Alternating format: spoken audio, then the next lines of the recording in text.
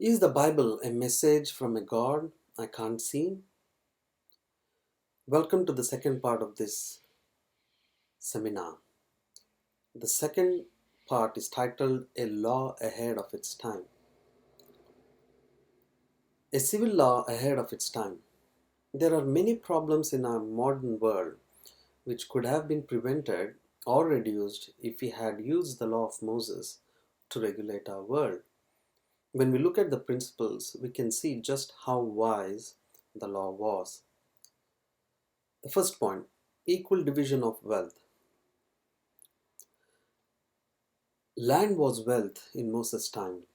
When the land of Israel was to be divided, Moses was told in Numbers chapter 33, verse 54, "And you shall divide the land by lot as an inheritance among your families. To the larger you shall give a larger inheritance, and to the smaller you shall give a smaller inheritance." The wealth of the nation was to be shared out equally.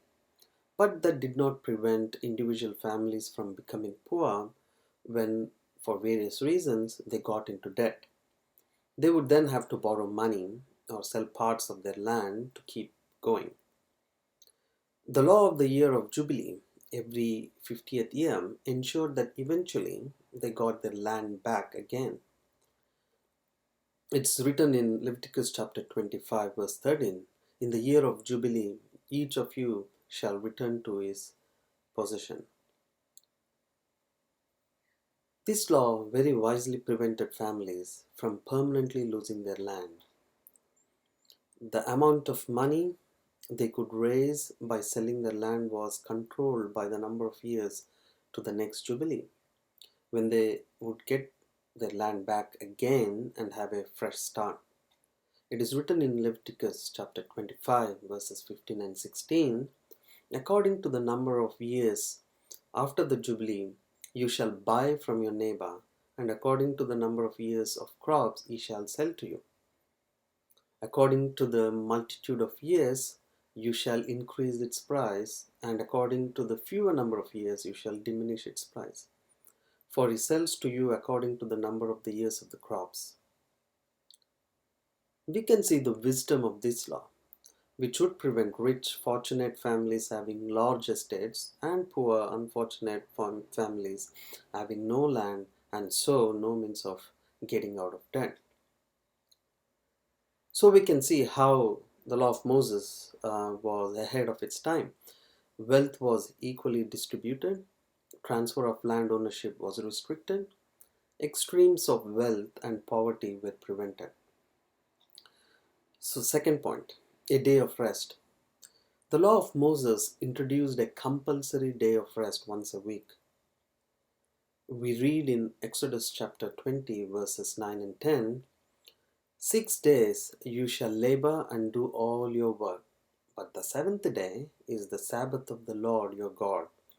In it you shall do no work, you nor your son, nor your daughter, nor your male servant, nor your female servant, nor your cattle, nor your stranger who is within your gates." We now know that a regular day of rest is beneficial to both people and animals. When this idea is ignored, people cannot work efficiently. So we can see how the law was ahead of its time. Work was to be restricted to 6 days a week. Third point, treatment of criminals. The law of Moses was radically different from modern ideas of treating criminals, in that there were no prisons. Criminals were responsible for their actions. It is written in Exodus chapter 22, verse 1, "If a man steals an ox or a sheep and slaughters it or sells it, he shall restore 5 oxen for an ox and 4 sheep for a sheep." The thief had to recompense his victim. Provision was made for the case when he could not repay. It is written in Exodus chapter 22, verse 3, "If he has nothing, then he shall be sold for his theft." The thief was sold as a servant so that the victim could be repaid. The thief would have to work to pay back what he had stolen. This is much wiser than locking the thief up in prison where he is a burden on society and the poor victim has to suffer the loss. So we can see how the law was ahead of its time. Criminals were to be responsible for their deeds. The victim must be recompensed. Criminals were not a burden on society. Fourth point, consideration for others. It is written in Leviticus chapter 19, verse 18, "You shall love your neighbor as yourself." This statement in the law of Moses makes it different from all other systems of law. People were to show consideration for others. Other systems of law just stop people harming each other.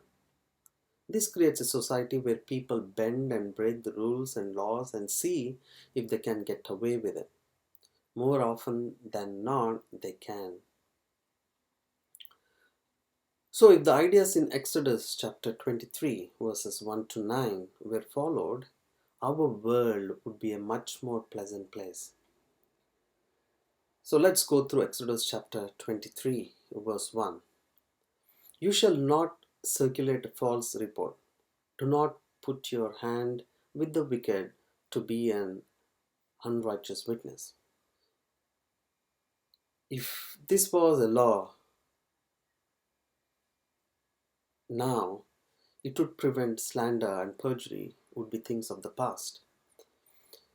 Exodus chapter 23 verse 2, you shall not follow a crowd to do evil. So if that were to be a law now, mob violence would not occur. Trouble often arises when lots of people get together in gangs. Exodus chapter 23 verse 3, you shall not show partiality to a poor man in his dispute. Verse 6, you shall not pervert the judgment of your poor in his dispute. So if those were to be laws now, everyone would be treated equally. Many modern laws tend to favor the rich who can afford expensive legal action. Exodus chapter 23 verse 4. If you meet your enemy's ox or his donkey going astray, you shall surely bring it back to him again. 23 verse 5. If you see the donkey of one who hates you lying under its burden, and you would refrain from helping it, you shall surely help him with it. So if this were to be a law, people would help those they disliked. Exodus chapter 23 verse 8.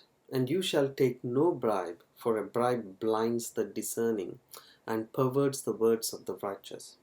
So if this were to be a law, bribery would not be allowed. A lot of wrong can be covered up by bribery. Exodus chapter 23 verse 9. Also you shall not oppress a stranger, for you know the heart of a stranger, because you were strangers in the land of Egypt. So if this were to be a law, hatred of people of other nations would stop. Much trouble in our world is a result of racial hatred. So we can see how the law of Moses given by God was ahead of its time. Deceit and lying are forbidden. Mob violence is prohibited. There is equal justice for poor and rich. Consideration for other people must be shown at all times.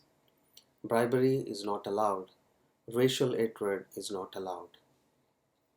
So in summary, we have now seen that the law of Moses, given 3,500 years ago, was in many ways wiser than our modern civil laws. Our world would be a far better place if the law of Moses governed it. We can only conclude that the intelligence behind the law given to Moses belonged to a more knowledgeable being than ourselves.